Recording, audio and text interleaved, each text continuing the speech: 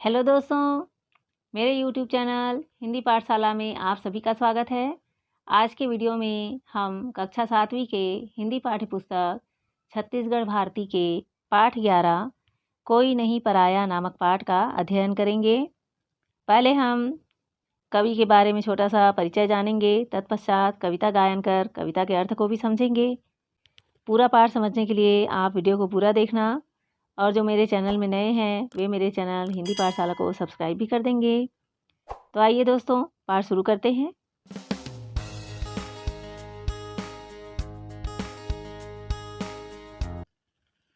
पाठ 11 कोई नहीं पराया।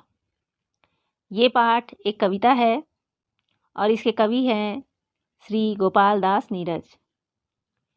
कवि गोपाल दास नीरज का जन्म 4 जनवरी 1925 को उत्तर प्रदेश के इटावा शहर में हुआ था। कवि नीरज की प्रमुख कृतियाँ हैं संघर्ष, विभावरी, दर्द दिया है, बादल बरस गयो, आशावरी, नदी किनारे, कारवां गुजर गया, लहर पुकारे, तुम्हारे लिए आदि। कवि नीरज ने कई हिंदी फिल्मों के लिए गाने लिखे हैं, जिनमें शर्मीली, मेरा नाम जोकर, प्रेम पुजारी आदि प्रमुख है। प्रस्तुत कविता के माध्यम से कवि कहना चाहते हैं कि हम सब ईश्वर की संतान हैं। ईश्वर को कुछ लोग राम कहते हैं, कुछ रहीम, कुछ अल्लाह और कुछ गॉड कहते हैं। ईश्वर की संतान होने से संसार के सभी लोग भाई भाई हैं, लेकिन स्वयं आदमी ने सारी दुनिया को देश, धर्म और जाति के बीच बांट दिया है। इस बंटवारे ने लोगों के बीच नफरत की दीवारें खड़ी कर दी है। दुनिया भर में आए दिन धर्म और जाति के नाम पर दंगे होते रहते हैं, जिनमें हजारों आदमी मारे जाते हैं। कवि इन दीवारों को तोड़ना चाहता है। वह तो सारे संसार को अपना घर मानता है। उनका आराध्य कोई देवता नहीं, मनुष्य ही है। जैसे फूल सबसे पहले बगिया की शोभा होती है, डाल की शोभा बाद में, वैसे ही मनुष्य देश और जाति की शोभा बाद में है, पहले वह संसार की शोभा है। इस तरह से कवि वसुधैव कुटुंबकम के सहज संदेश को कविता के जरिए यहाँ पर संप्रेषित कर रहे हैं। तो आइए दोस्तों, अब हम कविता का गायन करेंगे। कोई नहीं पराया, मेरा घर सारा संसार है। मैं न बंधा हूँ देश काल की जंग लगी जंजीर में। मैं न खड़ा हूँ जात पात की ऊंची नीची भीड़ में। मेरा धर्म न कुछ स्याही शब्दों का सिर्फ गुलाम है।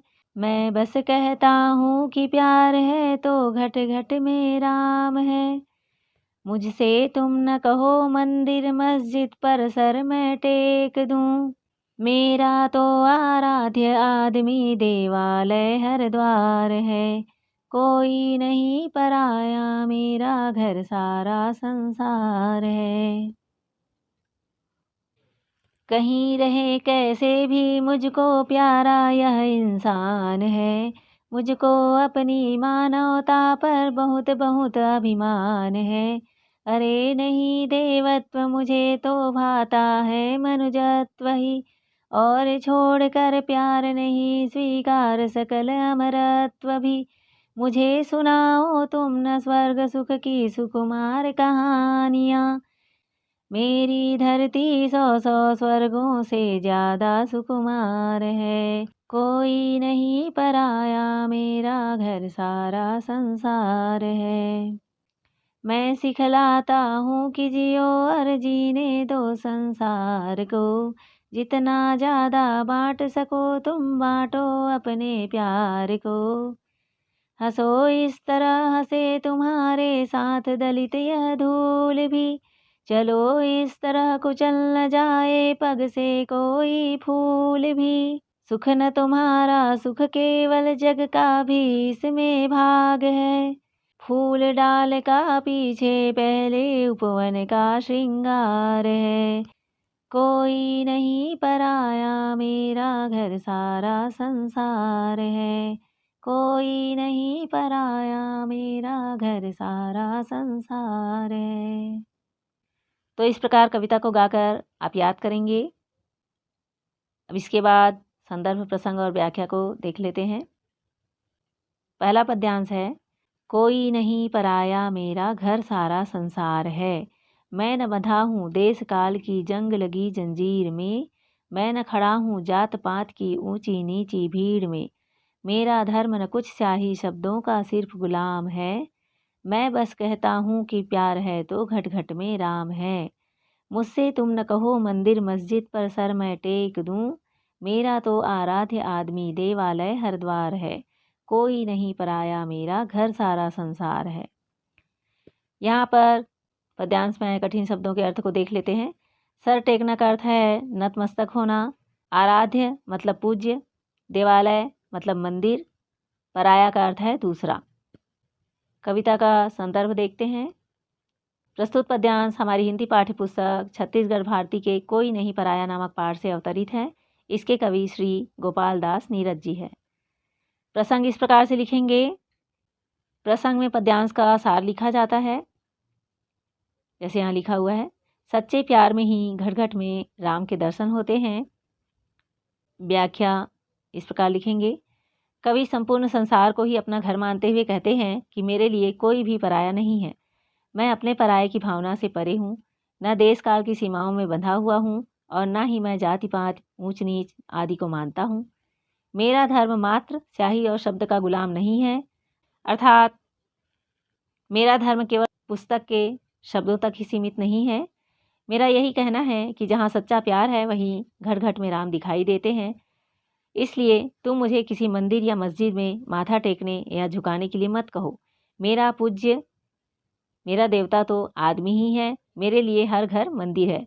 मेरे लिए कोई भी पराया नहीं, सब अपने हैं, क्योंकि मैं संपूर्ण संसार को अपना घर समझता हूँ।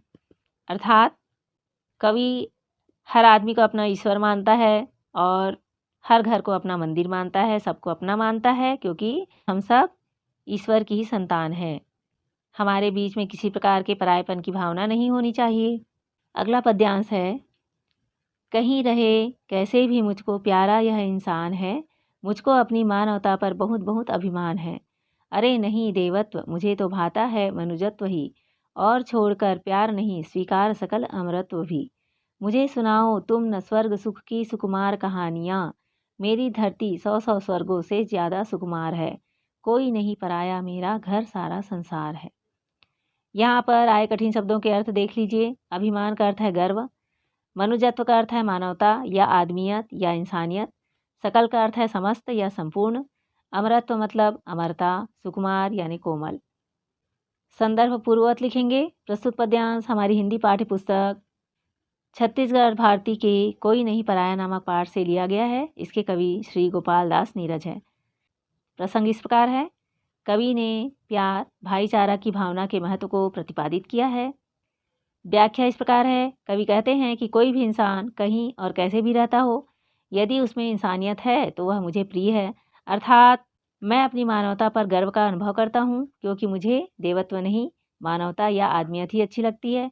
मुझे इस संसार में प्रेम को छोड़ कुछ भी नहीं, यहाँ तक कि अमरत्व या अमरता भी स्वीकार नहीं है। इसलिए तुम मुझे स्वर्ग के सुख की मधुर कहानियाँ मत सुनाओ। प्यार, मोहब्बत, भाईचारा आदि से युक्त मेरी इस धरती का सुख स्वर्ग के सुख से 100 गुना अधिक मधुर एवं सुखदायी है। तो कवि यहाँ पर कहना चाहते हैं कि यदि बिना प्रेम के, बिना मैत्री भाव के यदि स्वर्ग भी मिलता है, अमरता भी मिलती है, तो वह मुझे स्वीकार नहीं है। और प्रेम और भाईचारा से युक्त मेरी ये धरती ही 100 स्वर्गों के समान अधिक सुखदायी है। अगला पद्यांश है। मैं सिखलाता हूँ कि जियो और जीने दो संसार को, जितना ज़्यादा बांट सको तुम बांटो अपने प्यार को। हंसो इस तरह हंसे तुम्हारे साथ दलित यह धूल भी, चलो इस तरह कुचल न जाए पग से कोई फूल भी। सुख न तुम्हारा सुख केवल जग का भी इसमें भाग है, फूल डाल का पीछे पहले उपवन का श्रृंगार है। कोई नहीं पराया मेरा घर सारा संसार है। यहाँ पर कठिन शब्दों के अर्थ देखिए। दलित का अर्थ है दली गई या कुचली गई। धूल का अर्थ है रज, उपवन माने बगीचा या उद्यान। संदर्भ यहाँ पर पूर्ववत ही रहेगा। प्रस्तुत पद्यांश हमारी पाठ्य पुस्तक छत्तीसगढ़ भारती के कोई नहीं पराया नामक पाठ से लिया गया है। इसके कवि श्री गोपाल दास नीरज है। प्रसंग इस प्रकार है। स्वयं के सुख भाग में संसार का सुख भाग निहित होता है। व्याख्या इस प्रकार से लिख सकते हैं। कवि कहते हैं कि मैं जियो और जीने दो की सीख देता हूँ।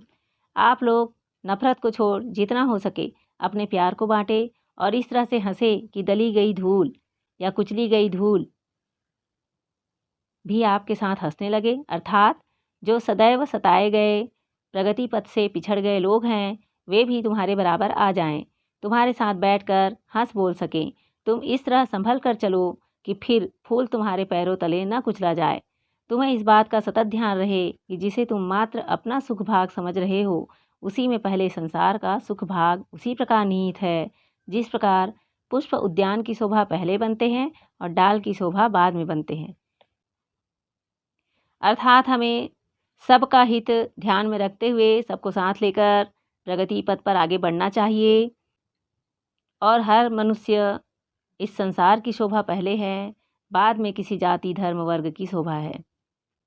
तो कवि इस कविता के माध्यम से कहना चाहते हैं कि हम सभी ईश्वर की संतान हैं, इसलिए हमारे भीतर वसुधैव कुटुंबकम की भावना होनी चाहिए और सारे विश्व को हम अपना मान कर चलें। हमारे भीतर आपस में भेद की भावना या परायेपन की भावना नहीं होनी चाहिए, प्रेम की भावना होनी चाहिए।